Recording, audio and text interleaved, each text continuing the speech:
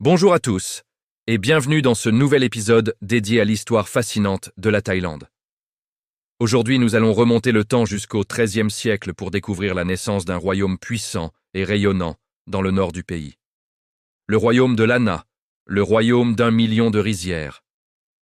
Et au cœur de cette épopée se trouve un homme, un prince visionnaire et un conquérant redoutable, Mengraï. Notre histoire commence en 1238 avec la naissance de Mengraï dans la petite principauté de Ngoen Yang, située dans la région de l'actuelle Chiang Saen.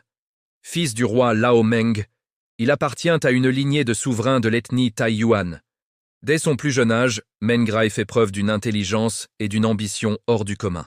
Il observe attentivement les jeux de pouvoir qui animent la région, un véritable patchwork de cités-États et de petites principautés qui se font et se défont au gré des alliances et des conflits. Il comprend très vite que pour survivre et prospérer, il ne peut se contenter de régner sur son petit territoire. Il rêve de quelque chose de bien plus grand, unir les peuples thaïs du Nord sous une seule et même bannière. En 1259, à l'âge de 21 ans, Mengraï succède à son père et devient le 25e roi de Ngoen Yang. Son règne ne sera pas celui d'un administrateur tranquille. Ce sera celui d'un bâtisseur d'empire. Sa première action majeure est de déplacer sa capitale. En 1262, il fonde une nouvelle ville sur les rives du fleuve Kok, qu'il nomme Chiang Rai, littéralement la cité de Rai, en son propre honneur. Ce n'est pas un simple déménagement, c'est une déclaration d'intention. Chiang Rai devient sa base d'opération, le point de départ de ses ambitions expansionnistes. Mengraï est un stratège brillant. Il sait qu'il ne peut pas conquérir toute la région par la seule force des armes. Il combine donc habilement la diplomatie et la puissance militaire. Il commence par soumettre les cités-États voisines, comme Muanglai, Phayao et Phang. Il ne se contente pas de les vaincre, il les intègre à son royaume naissant. Souvent, il noue des alliances matrimoniales, épousant les filles des dirigeants locaux pour sceller des pactes et s'assurer de leur loyauté. Mais lorsqu'un voisin se montre récalcitrant, Mengraï n'hésite pas à utiliser la force. Il est impitoyable sur le champ de bataille, mais souvent magnanime dans la victoire, ce qui lui vaut le respect, et parfois la crainte, de ses adversaires. Sa plus grande conquête, et le tournant décisif de son histoire, sera la prise du royaume de Hariphunchai. C'était un royaume ancien et prestigieux, fondé par le peuple Mon des siècles auparavant, avec pour capitale la ville de Lamphun. Hariphunchai était un centre culturel et religieux florissant, beaucoup plus sophistiqué que les principautés thaï environnantes. Pour Mengraï, sa conquête est une obsession, la clé de voûte de son futur royaume. Mais prendre Lamphun de front serait une entreprise coûteuse et risquée. Mengraï opte alors pour une stratégie beaucoup plus subtile, l'infiltration et la subversion. Il envoie un de ses plus fidèles serviteurs, un marchand nommé Haifa, s'installer à Lamphun. Pendant des années, Haifa gagne la confiance du roi Yiba, le souverain de Hariphunchai. Il devient même un haut fonctionnaire de la cour. Depuis l'intérieur, il sème méthodiquement la discorde. Il use de son influence pour imposer de nouvelles taxes, pour lancer des projets de construction inutiles et épuisants pour la population, et pour créer un sentiment de mécontentement général. Il aliène le peuple de son propre roi.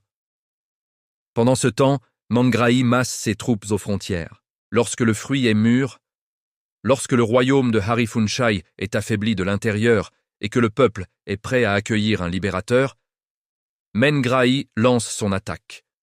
En 1281, sans rencontrer une grande résistance, il s'empare de la glorieuse cité de Lamphun.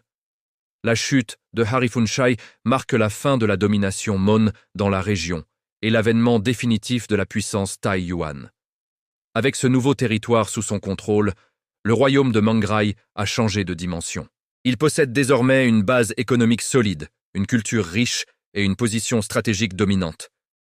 Mais il lui manque encore une capitale digne de ce nom, une ville qui symboliserait la puissance et l'unité de son nouveau royaume, Lanna. Mengraï ne prend pas cette décision à la légère. Il se lance dans une longue quête pour trouver l'emplacement parfait. Il explore la région, consulte les augures et les astrologues. Il cherche un lieu protégé par les montagnes, irrigué par une rivière et béni par les esprits.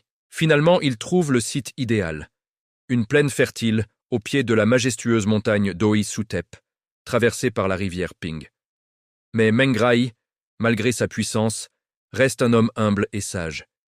Il sait qu'une décision d'une telle importance ne doit pas être prise seule. Il convoque alors ses deux plus grands alliés et amis, le roi Ramkhamhaeng de Sukhothai, un autre grand royaume thaï situé plus au sud, et le roi Ngam Muang de Phayao. Ces trois monarques, souvent appelés les trois rois frères, forment une alliance puissante qui assure la stabilité de la région face à la menace mongole grandissante au nord. Ensemble, ils supervisent les plans de la nouvelle capitale. Le 12 avril 1296, lors d'une cérémonie astrologiquement propice, la première pierre est posée. La ville est nommée Nofaburi Sinakon Phing Chiang Mai, que l'on connaît aujourd'hui sous le nom de Chiang Mai, la nouvelle cité. Sa construction est un chef-d'œuvre de planification urbaine médiévale. Un carré parfait d'environ 1,6 km de côté, entouré de douves et de remparts en briques. À l'intérieur, un réseau de rues, de temples et de palais est érigé. Chiang Mai n'est pas seulement une forteresse, c'est le cœur politique, économique, culturel et religieux du royaume de Lanna. La fondation de Chiang Mai, en 1296, est considérée comme l'acte de naissance officiel du royaume de Lanna. Sous le règne de Mengrahi et de ses successeurs, le royaume connaîtra un âge d'or. Il développera son propre style artistique, sa propre écriture et une forme de bouddhisme Theravada très vivace. Les temples magnifiques que l'on admire encore aujourd'hui à Chiang Mai, comme le Wat Chiangman, le premier temple construit par Mengrahi lui-même, témoignent de cette splendeur passée. Mengrahi continuera de régner pendant plus de 20 ans depuis sa nouvelle capitale, consolidant son immense royaume. Sa vie, cependant, se terminera de manière aussi spectaculaire qu'elle a été vécue. La légende raconte qu'en 1317, alors qu'il se promenait sur le marché de Chiang Mai, il fut frappé par la foudre et disparut. Un destin tragique et mythique pour un roi qui a littéralement forgé un royaume à partir de rien. Aujourd'hui, la figure du roi Mengrahi est omniprésente dans le nord de la Thaïlande. Sa statue trône au cœur de Chiang Rai et le monument des trois rois à Chiang Mai est un lieu de pèlerinage pour les habitants qui viennent lui rendre hommage. Son histoire n'est pas seulement celle d'un conquérant, mais celle d'un visionnaire qui a su unir des peuples divers pour créer une identité et une culture uniques, dont l'héritage perdure encore, plus de 700 ans plus tard. Voilà pour cette plongée dans l'histoire de la création du royaume de Lanna. J'espère que ce voyage dans le temps vous a plu. Si c'est le cas, n'hésitez pas à laisser un pouce bleu, à partager la vidéo et surtout à vous abonner pour ne manquer aucun de mes prochains épisodes. Merci de m'avoir suivi et à très bientôt.